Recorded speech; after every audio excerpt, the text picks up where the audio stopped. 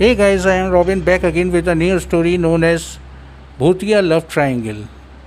1998 में मेरा दोस्त जिसका नाम रोहित था उसे एक लड़की से प्यार हुआ।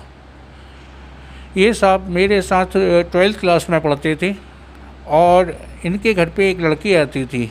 ये लोग 3 भाई थे, 2 भाई बड़े थे और ये छोटा था मेरा दोस्त रोहित।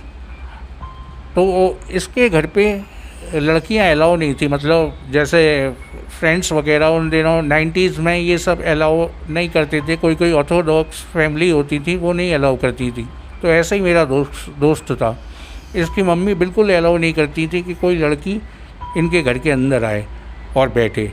तो इनकी मम्मी मेरे दोस्त की जो गर्लफ्रेंड आगे चल के हुई उसको बाहरी गेट पे ही बात करती थी उससे, कभी उसे अंदर नहीं लेके आती थी।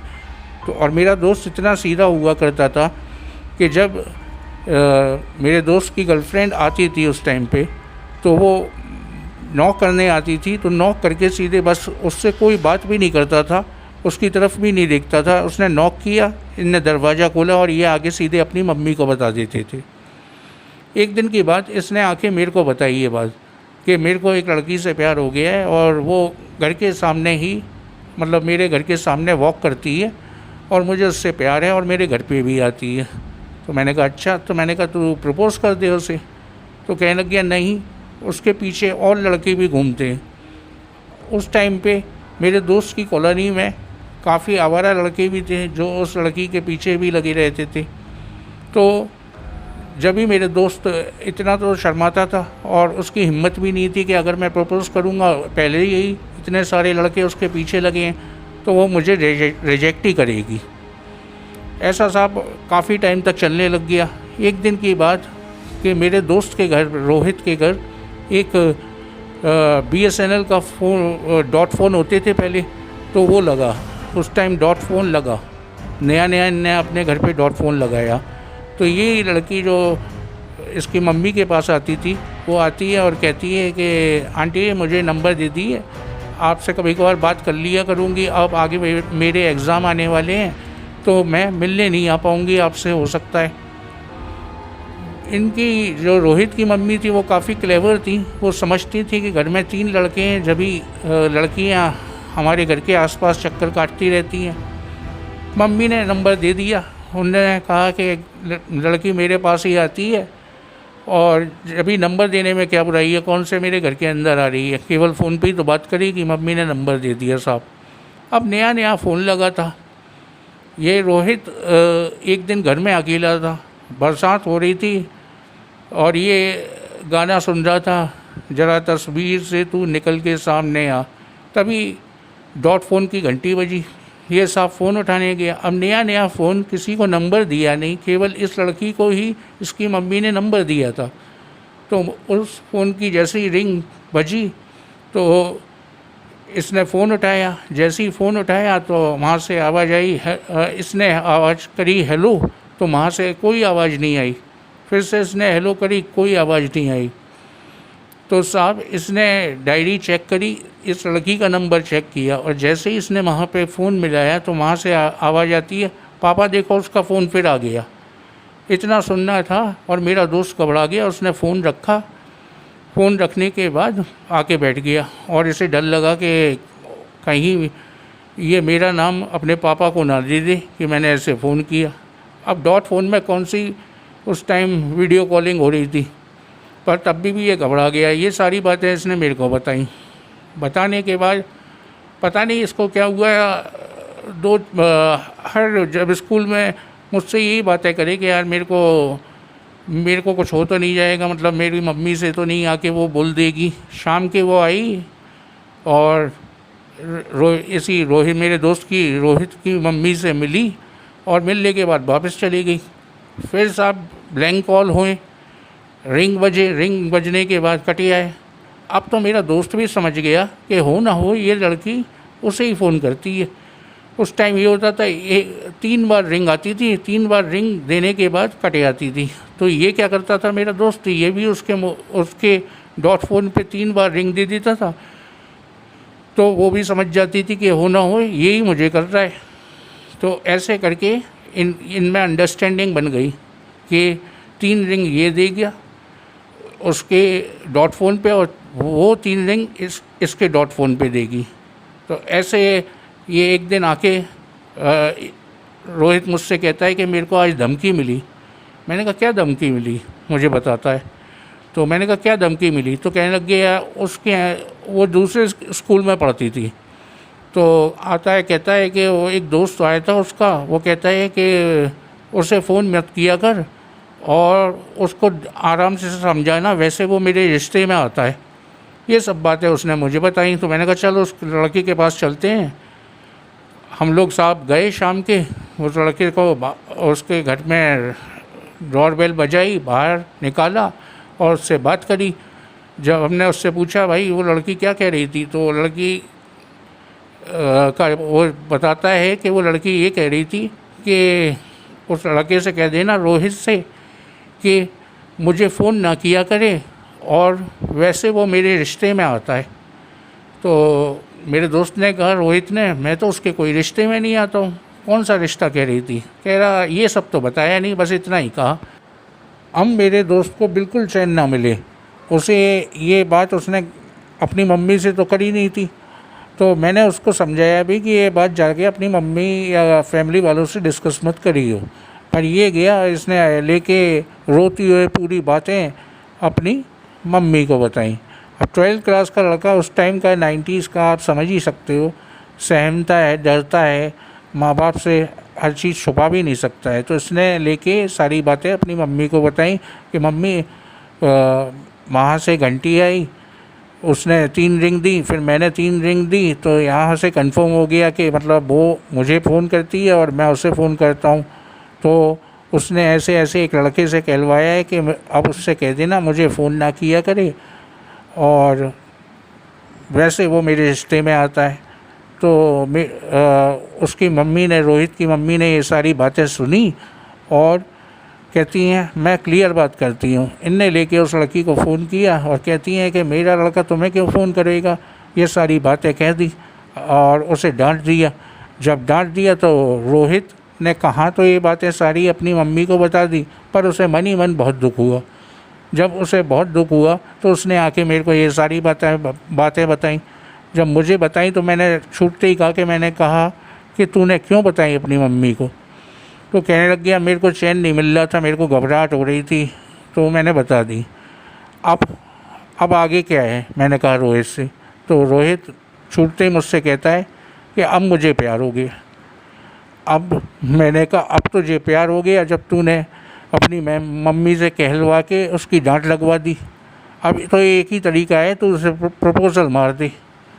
तो रोहित थोड़ा सोचता है और कहता है ठीक है, मैं अपनी मम्मी की उसमें से डायरी में से नंबर ले आऊँगा और तेरे यहाँ पे फ़ोन करूँगा। मैंने कहा ठीक है, आ जा। साहब ये अपने मम्मी की डायरी में से उसका नंबर कॉपी कर लाए और कॉपी करके उसको फ़ोन मिलाने का टाइम इनने डिसाइड किया।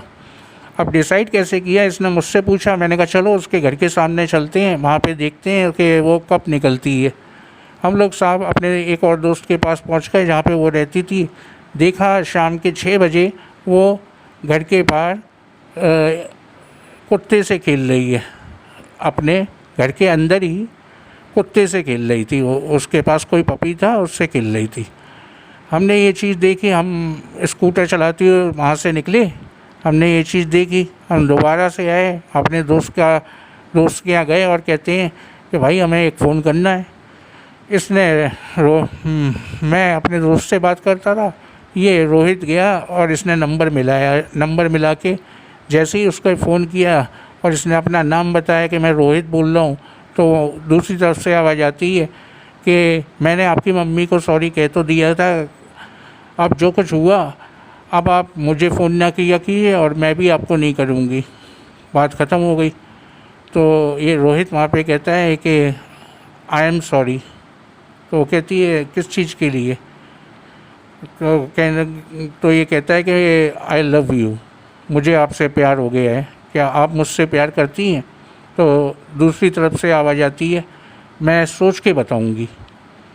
बस वो सोच के क्या बताना था, इसी में ही 3 महीने 4 महीने कट गए सोच के बताने में। ये उस दिन तो इतना खुश हुए कि इनने पार्टी करी हम लोगों के साथ। हम लोगों ने इधर उधर जाके कोल्ड ड्रिंक वगैरह पी, क्योंकि हम शराब वगैरह तो पीते नहीं थे, तो कोल्ड ड्रिंक वगैरह पी और आके सब मतलब बहुत खुश हुए सब लोग कि भाई चलो इन्हें जीवन साथी मिल गया। हम लोग लौट आए अपने अपने घर। फिर ये दिन हर महीने इंतज़ार करें कि अब जवाब आएगा, अब जवाब आएगा। तो दिवाली की रात में फिर उस लड़की ने जवाब दिया कि हाँ आई लव यू टू। तब तो ये इतने खुश हुए कि इनने पटाखे वगैरह सब कुछ चलाए और इन लोगों का प्यार चालू हो गया। साहब पहली मुलाकात इनकी रेस्टोरेंट में हुई।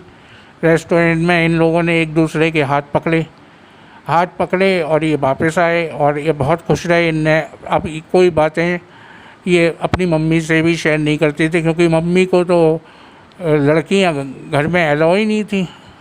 वो अलाउ ही नहीं करती थी कि कोई लड़की घर के अंदर घुसे, मतलब चिड़वा घुस सकता था, चिड़िया नहीं। ये थी उनकी मम्मी की फिलॉसफी कि मेल आ सकता था, फीमेल नहीं।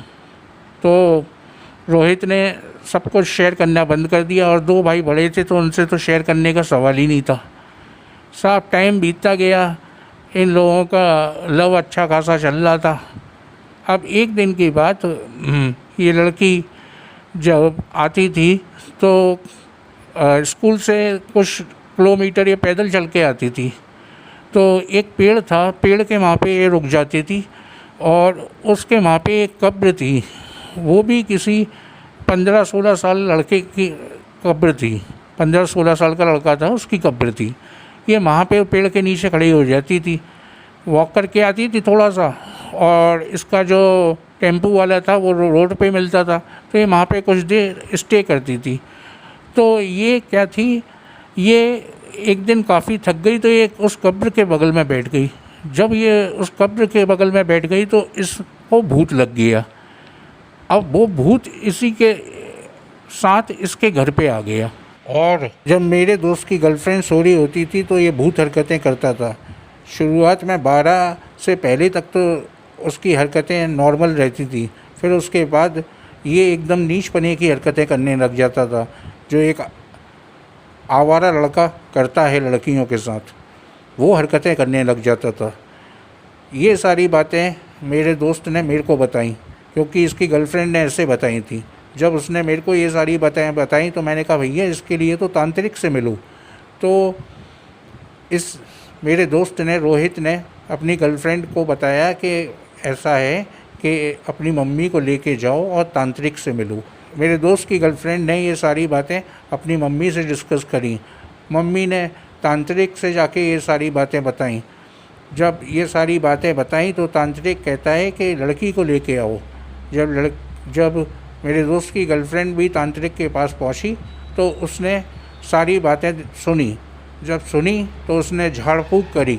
जब झाड़ फूँक करी तो उसकी आवाज़ बदल गई लड़की की, और उसमें से एक लड़के की आवाज़ आती है और वो अपनी उम्र बताता है 17 साल। और उसने कहा कि उसकी भी एक गर्लफ्रेंड थी जिससे वो बहुत प्यार करता था, पर उसका एक्सीडेंट हो गया। जब ये लड़की उसकी कब्र के बगल में आके बैठी तो उसे लगा कि वही मेरी गर्लफ्रेंड है, और उसने सोचा कि शायद ये मुझसे प्यार करे, तो मैं इसके शरीर में आ गया। तो तांत्रिक ने कहा अब तो इसका शरीर छोड़ दे और अब इसे कभी परेशान मत किया कर। तेरी गर्लफ्रेंड अच्छी, जिससे भी तूने प्यार किया था वो अपनी ज़िंदगी जी रही है। तेरी डेथ हो गई एक्सीडेंट से, तो अब तू सब लड़कियों को एक सा मत समझ। तेरी गर्लफ्रेंड जो है वो कहीं और होएगी, अब उसकी भी शादी हो गई होएगी, अब इसको छोड़ दे, इसकी उम्र तो 16 साल ही है। तो फिर तांत्रिक ने इसे मेरे दोस्त की गर्लफ्रेंड को एक तावीज़ पहनाया। वो तावीज़ इसने लाके हम लोगों को भी दिखाया था। उसके बाद आगे चल के 5-10 साल बाद मेरे दोस्त ने, रोहित ने, इसी लड़की से शादी करी और आज ये लोग हंसी खुशी रह रहे हैं। तो ये एक ट्रायंगल था जो मेरे दोस्त की गर्लफ्रेंड, मेरे दोस्त और भूत के बीच था। वो भूतिया जगह थी जहाँ पे जाके ये बैठती थी और टेम्पो का इंतज़ार करती थी स्कूल से लौटने के बाद। तो उम्मीद करता हूँ दोस्तों आपको मेरी कहानी पसंद आई होगी। ऐसे ही लाइक करते रहिए, सब्सक्राइब करते रहिए। Thank you for listening. नमस्कार।